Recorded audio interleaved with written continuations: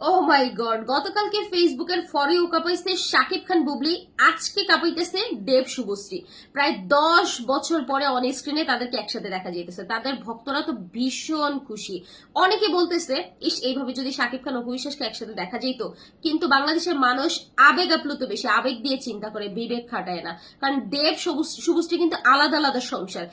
দেব তার মতো করে নতুন জীবন শুরু করছে, শুভশ্রীর ফুটফুটে মাশাআল্লাহ 2টা সন্তান। অন স্ক্রিন মানে এই না বিয়ে শাদী করে নতুন জীবন শুরু করছে। তারা কাজের জন্য, তাদের ভক্তদের জন্য তারা আবার অন স্ক্রিনে একসাথে কাজ করবে, কিন্তু ব্যক্তিগত জীবন কিন্তু সম্পূর্ণ আলাদা। কিন্তু অপু বিশ্বাস আর শাকিব খান সম্পূর্ণ আলাদা জিনিস, কারণ দুইজন দুই ধর্মের। অপু বিশ্বাস বিধর্মী, শাকিব খান মুসলিম। আর অন্য ধর্মের মানুষের সাথে মুসলিম ধর্মের মানুষ কখনোই সংসার মানে সাংসারিক জীবন, অন্ততপক্ষে বিয়ে শাদী এইগুলা কখনোই হবে না। অপু বিশ্বাস যদি মানে দেখানোর জন্য হোক আর শাকিব খানকে খুশি করার জন্য যেই কারণেই হোক মুসলিম হয়েছিল, মুসলিম থাকতো, তাহলে বিষয়টা অন্যরকম ছিল। কিন্তু অপু বিশ্বাস প্রকাশ্যে বলে দিছে সে বিধর্মী, সে হিন্দু। সুতরাং একজন হিন্দুর সাথে একজন মুসলিমের কখনোই কোনো সম্পর্ক হয় না।